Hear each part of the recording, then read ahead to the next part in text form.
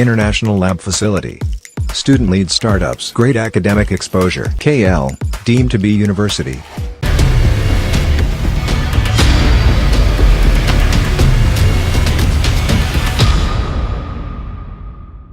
ఆంధ్రప్రదేశ్లో ఎన్నికలు నువ్వా నేనా అన్నట్టు జరుగుతున్నాయి.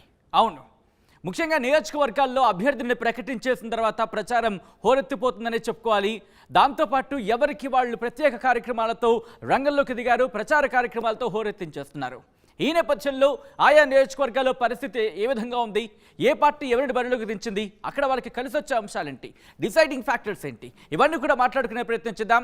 ఈరోజు మనం మాట్లాడుకోబోతున్నాం ఆంధ్రప్రదేశ్కి సంబంధించి మరో ఇంట్రెస్టింగ్ నియోజకవర్గం గుంటూరు జిల్లాకు సంబంధించి. అవును, ఉమ్మడి గుంటూరు జిల్లాకు సంబంధించి సత్తెనపల్లి నియోజకవర్గం. ఇక్కడ ఎవరు బరిలోకి దిగుతున్నారు, ఏ పార్టీ ఎవరిని బరిలోకి దించుతోంది చూసే ప్రయత్నం చేద్దాం.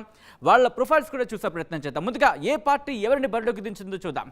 ఇక్కడ వైసీపీ బరిలోకి దించుతోంది అంబటి రాంబాబుని, అలాగే తెలుగుదేశం పార్టీ బరిలోకి దించుతోంది కన్నా లక్ష్మీనారాయణని. వీళ్ళకి సంబంధించిన ప్రొఫైల్స్ చూద్దాం. హిరిటివ్స్ వైసీపీ నుంచి బరిలోకి దిగుతున్నారు అంబటి రాంబాబు. ప్రొఫైల్ చూస్తే కనుక కాపు సామాజిక వర్గానికి చెందిన నేత, లా చదువుకున్నారు. 1989లో కాంగ్రెస్ నుంచి రేపల్లె ఎమ్మెల్యేగా పోటీ చేశారు, గెలిచారు. దాంతోపాటు 1994, 99లో ఎమ్మెల్యేగా పోటీ చేశారు, ఓడిపోయారు. వైఎస్ఆర్ మరణం తర్వాత వైసీపీలో చేరారు అంబటి రాంబాబు. 2014లో సత్తెనపల్లిలో పోటీ చేసి ఓటమిని చవిచూశారు. అదే 2019లో మళ్ళీ పోటీ చేశారు, గెలిచారు. ప్రస్తుతం మంత్రిగా ఉన్నారు అంబటి రాంబాబు. ఇది ఆయనకి సంబంధించిన ప్రొఫైల్. ఇక తెలుగుదేశం పార్టీ నుంచి బరిలోకి దిగుతున్నారు కన్నా లక్ష్మీనారాయణ. ప్రొఫైల్ చూద్దాం. కాపు సామాజిక వర్గానికి చెందిన నేత కన్నా లక్ష్మీనారాయణ, బీకామ్ చదువుకున్నారు, వెయిట్ లిఫ్టర్ కూడా. అలాగే 1989 నుంచి 2004 కాంగ్రెస్ నుంచి పెద్దకూరపాడు ఎమ్మెల్యేగా పోటీ చేశారు, 4 సార్లు గెలిచారు. 2009లో గుంటూరు పశ్చిమ ఎమ్మెల్యేగా పోటీ చేశారు, గెలిచారు. 2014లో బీజేపీలో చేరారు కన్నా లక్ష్మీనారాయణ. 2019లో నరసరావుపేట ఎంపీగా పోటీ చేశారు, ఓటమిని చవిచూశారు. 2023లో టీడీపీలో చేరారు కన్నా లక్ష్మీనారాయణ. ఇది ఈయనకు సంబంధించిన ప్రొఫైల్. ఇక సత్తెనపల్లి నియోజకవర్గానికి సంబంధించి క్లుప్తంగా చూసే ప్రయత్నం చేస్తే కనుక నరసరావుపేట లోక్సభ స్థానంలో భాగం సత్తెనపల్లి నియోజకవర్గం. ఎస్సీ బీసీల ఓట్లు ఇక్కడ కీలకం. దాంతోపాటు సత్తెనపల్లి, నకరికల్లు, రాజుపాలెం, ముప్పాళ్ల మండలాలు ఈ నియోజకవర్గం పరిధిలోకి వస్తాయి. ఇది సత్తెనపల్లి నియోజకవర్గానికి సంబంధించి షార్ట్ ప్రొఫైల్. ఇక్కడ సామాజిక వర్గాల పరంగా కనుక గమనిస్తే ఇక్కడ ఎవరు ఓట్లు ఏ విధంగా ఉన్నాయి, ఏ మేరకు ఉన్నాయని చూసే ప్రయత్నం చేద్దాం. Here it is. సత్తెనపల్లి నియోజకవర్గానికి సంబంధించి ఆ వివరాలను చూస్తే ఎస్సీ సామాజిక వర్గానికి సంబంధించి 46,501 ఓట్లున్నాయి. అలాగే బీసీ సామాజిక వర్గానికి సంబంధించి 49,770 ఓట్లున్నాయి. కమ్మ సామాజిక వర్గానికి సంబంధించి 32,830 ఓట్లున్నాయి. ముస్లిం సామాజిక వర్గానికి సంబంధించి 29,852 ఓట్లు.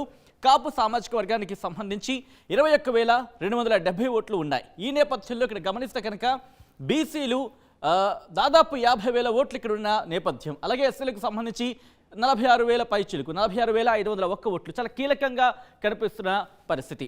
ఈ నేపథ్యంలో పార్టీలకు సంబంధించి వ్యూహాలేంటి, అక్కడ డిసైడింగ్ ఫ్యాక్టర్స్ ఏంటి, అక్కడ ఎవరికి సంబంధించి ఎటువంటి అంశాలు ప్రభావితం చేసే అవకాశం ఉంది, ముఖ్యంగా ఎవరు అక్కడ విజయం సాధించవచ్చు అనే చర్చ జరుగుతుంది. తెలుసుకునే ప్రయత్నం చేద్దాం.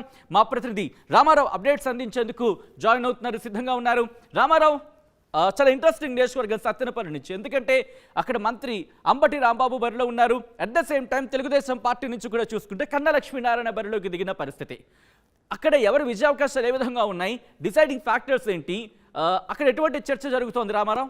సత్తెనపల్లి నియోజకవర్గానికి సంబంధించి వైసీపీ, టీడీపీకి సంబంధించి సీనియర్ నేతలు పోటీ పడుతున్నారు. ఇక్కడ వైసీపీకి సంబంధించి మంత్రి అంబటి రాంబాబు మూడోసారి పోటీ చేస్తున్నారు. అలాగనే టీడీపీ తరఫున కన్నా లక్ష్మీనారాయణ, గుంటూరు జిల్లాలో సీనియర్ మోస్ట్ పొలిటీషియన్ గా ఉన్నటువంటి కన్నా లక్ష్మీనారాయణ టీడీపీ నుంచి బరిలో ఉన్నారు. ఈయన ఆల్రెడీ 5 సార్లు ఎమ్మెల్యేగా గెలిచారు, మరొకసారి కూడా ఎమ్మెల్యేగా పోటీ చేస్తున్నటువంటి పరిస్థితి ఉంది. అయితే ఇక్కడ స్థానికంగా ఉన్నటువంటి పరిస్థితులు చూస్తున్నట్లయితే ప్రధానంగా ఎస్సీలు, ఎస్టీలు, బీసీలు, అలాగనే కమ్మ, కాపు ఓటర్లు కీలకంగా మారినటువంటి పరిస్థితి ఉంది. అయితే ఇక్కడ రెండు పార్టీలకు సంబంధించి కూడా కొంత ఇబ్బందికరమైన పరిస్థితులు, ఇంటర్నల్ గా కొంత ఇబ్బందికరమైన పరిస్థితులు ఉన్నాయి. అయితే టీడీపీకి సంబంధించి ఇక్కడ గతంలో ప్రాతినిధ్యం వహించినటువంటి కోడెల శివప్రసాదరావు చనిపోయిన తర్వాత కోడెల శివప్రసాదరావు కొడుకు శివరాం తనకు సీటు వచ్చుద్దని ఆశించారు. అయితే ఆ కన్నా లక్ష్మీనారాయణ ఎప్పుడైతే అభ్యర్థిగా ప్రకటించారో ఆయన తాను ఏదైతే టీడీపీకి కొంత దూరంగా ఉన్నప్పటికీ పార్టీని వీడకుండానే అక్కడ సొంతగా ప్రచారం చేస్తున్నటువంటి పరిస్థితి ఉంది. అయితే నిన్న సత్తెనపల్లిలో ప్రజాగళం నిర్వహించిన సమయంలో చంద్రబాబు కోడెల శివరాముని పిలిచి మాట్లాడారు. పార్టీలో తగిన ప్రాధాన్యత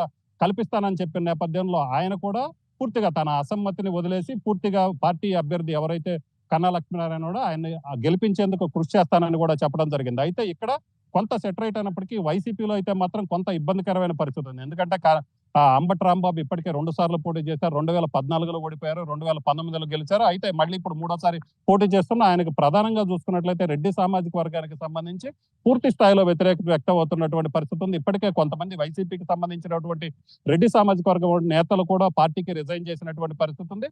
బహిరంగంగానే అంబటి రాంబాబుకి వ్యతిరేకంగా మీటింగులు కూడా పెట్టారు. అలాగనే సీఎం జగన్ కూడా కలిసి అంబటి రాంబాబుకి సీట్ ఇచ్చినట్లయితే తాము పార్టీకి పనిచేయమని కూడా చెప్పినటువంటి పరిస్థితి ఉంది. అంబటి రాంబాబుకి కాకుండా వేరే వ్యక్తికి ఎవరికి ఇచ్చినా కూడా తాము పార్టీ గెలుపు కృషి చేస్తామని చెప్పినటువంటి పరిస్థితి ఉంది. అయితే అక్కడ పొలిటికల్ ఈక్వేషన్ కావచ్చు, క్యాస్ట్ ఈక్వేషన్ నేపథ్యంలో మళ్ళీ అంబటి రాంబాబుని అభ్యర్థిగా నియమించారు. అలాగనే అక్కడ అంబటి రాంబాబుని ఖచ్చితంగా గెలిపించాల్సిందేనని అసమ్మతి నేతలకు కూడా చెప్పినటువంటి పరిస్థితి ఉంది. అయినప్పటికీ కూడా అసమ్మతి నేతలు ఇప్పటికైతే మాత్రం కొంతమంది లైన్లోకి వచ్చినప్పటికీ మరికొంతమంది అయితే లైన్లోకి ఇప్పటికీ కూడా ఆ పార్టీ అంబటి రాంబాబుకి మద్దతుగా నిలబడి ఆయన గెలుపుకు కృషి చేస్తామని కొంతమంది నేతలు అయితే చెప్పట్లేదు. అయితే వాళ్ళందరిలో కొంతమంది ఏదైతే అంబటి రాంబాబుకు వ్యతిరేకంగా ఉన్న వారిలో కొంతమంది టీడీపీలో చేరేందుకు సిద్ధంగా ఉన్నటువంటి పరిస్థితి ఉంది. అయితే ఇప్పటి వరకు అయితే మాత్రం ఇద్దరు నేతల మధ్య కూడా పూర్తిగా మాటల యుద్ధం భారీ స్థాయిలో కొనసాగుతుంది. ఎప్పుడైతే కన్నా లక్ష్మీనారాయణని టీడీపీ అభ్యర్థిగా ప్రకటించారో ఇద్దరు కూడా ఒకరిపై ఒకరు మాటలు పేలినటువంటి పరిస్థితి ఉంది. అలాగనే ఇద్దరి మధ్య భారీ స్థాయిలో మాటల యుద్ధం కూడా జరుగుతుంది. అలాగనే ఎన్నికల షెడ్యూల్ ప్రకటించిన తర్వాత ఇద్దరు నేతలు కూడా ఒకరిపై ఒకరు ఆరోపణలు చేసుకుంటున్నారు. అలాగనే ఇక్కడ ప్రచారాలకు సంబంధించి కూడా పోటాపోటీగా చేస్తున్నారు.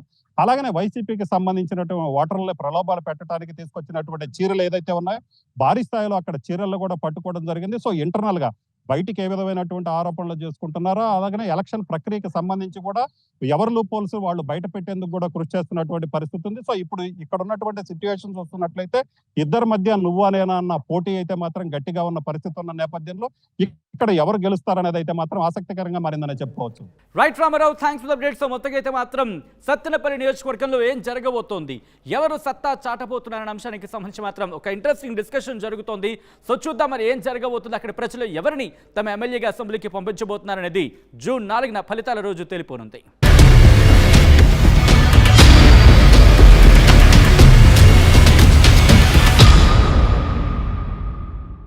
మరిన్ని వీడియోస్ కోసం ఛానల్ ని సబ్స్క్రైబ్ చేయండి. లేటెస్ట్ అప్డేట్స్ కోసం వాట్సాప్ ఛానల్ ని ఫాలో చేయండి. అండ్ లింక్ డిస్క్రిప్షన్ లో ఉంది.